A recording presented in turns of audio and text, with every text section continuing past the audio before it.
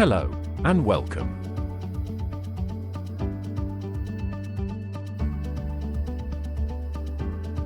Welcome to the Readmission Reduction Project at Maramali. Today is about sharing the project that was completed as part of the Quality and Safety Applied course. This project could not have been completed without an amazing group of supportive people. Just a bit of background information to start us off. Maramali is a 15-bed medically supervised inpatient withdrawal unit at Wyong Hospital. Patients usually have a planned admission to attend the unit as many people go on to seek residential rehabilitation following their detox. But some people need to enter the facility with an unplanned readmission. An unplanned readmission can mean someone else waits longer to be admitted or even has their booking postponed. People can withdraw safely from substances at Maramali.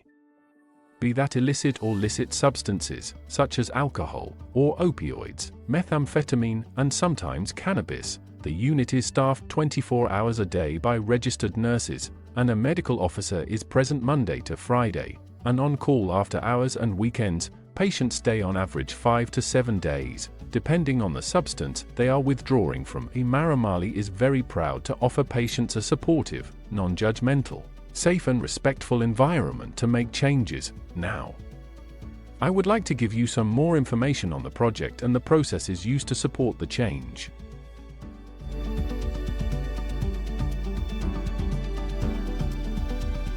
We realized we had a problem at our 15-bed inpatient withdrawal unit named Maramali at Wyong Hospital. Our data showed that over a 12-month period up to 10% of discharged patients are readmitted to Maramali 2 or more times to withdraw from the same substance under medical supervision. Why is this a problem?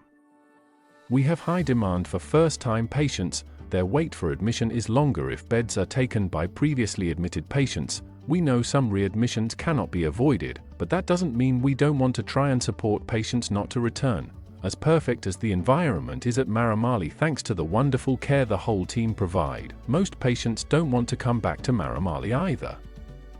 They want to keep living their new lives, so we knew we had a problem. Many of us had ideas on what we could do, things we could try and interventions that had been tried before. But if the Quality and Safety Applied course showed me one thing, it's gather your known data, find out what is currently happening and work through a process from there. Thanks, Sarah. Don't look for the solution before you know the current situation. Otherwise, you risk implementing a solution without truly knowing the cause. So that's what we did. Our project team looked at what was happening now and how did we know data, of course. We knew from our baseline data that up to 10% of patients have more than one admission to Maramali in a 12-month period. So, we had our starting point. Sarah would be very disappointed if I didn't mention we completed a process map. The process map tracked patients from admission to discharge and what they experienced during their stay. The process map, or sticky notes on a board to most of us, indicated our patients may benefit from more support at discharge. But wait, we were not looking for a solution at this point, only our baseline on what was happening to patients currently. The great part was we already had the data in the Cerner system, we just needed to be able to access it. Thanks to our amazing data manager, shout out to Izzy, you are the best. Now we had our data, up to 10% of our patients who discharged from Maramali were readmitted at least once more over the next 12 months. What next?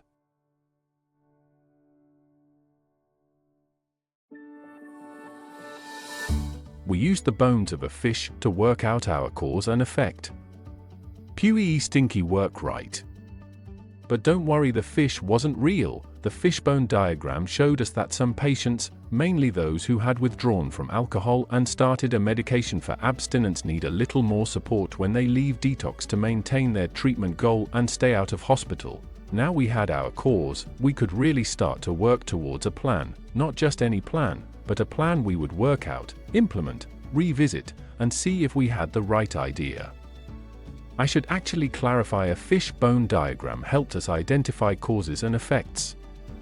It just happens to look like a fish that has met its end and all that is left is well. It's bones. So now we had our cause. Some patients, in particular the people who withdrew from alcohol and started a medication to prevent relapse, just require a bit more support when they leave detox, so they can maintain their treatment goal, which is usually not to relapse to substance use and stay out of hospital.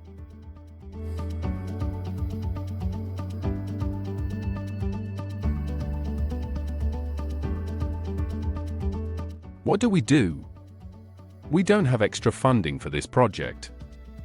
We don't have extra clinicians to go out to people's homes. We don't have any additional resources to throw at this project, but we want to improve patient care and patient outcomes using what we already have. We then thought, what if we made phone contact with our discharged patients who required additional support after they go home?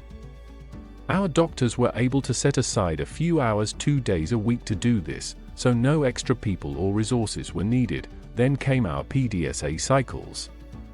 For those in the No Plan Do Study Act, not please do some activity, as my Apple Watch tells me 20 times a day.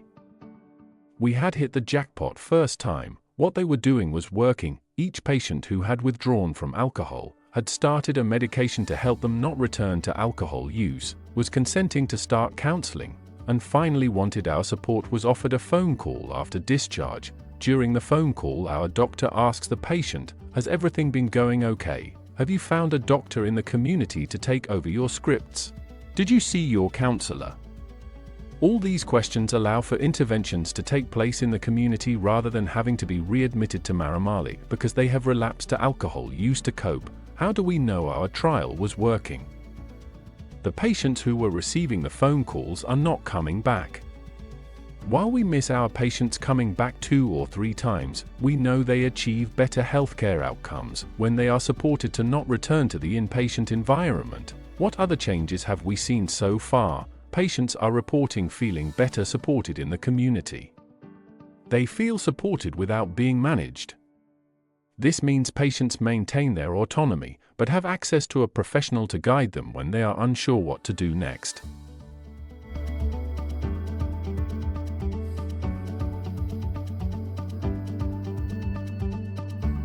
So, what's next? We have the scope in the future to expand to all patients being discharged from Maramali being eligible for a phone call after they go home.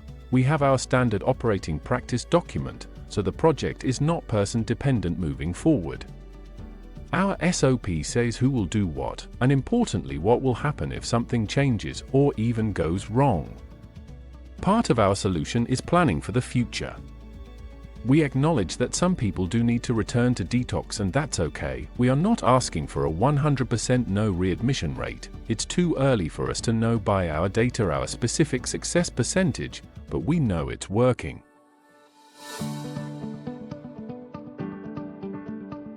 The main learning from the project is meaningful change is possible when you have the right tools, and of course have a little fun along the way. I couldn't finish without saying a massive thank you to Sarah, Claire, Greg, and Yvette. Of course my project team, you are all the best at what you do, and a special mention to my friend and manager Jenny Lane. This project wouldn't be what it is without you.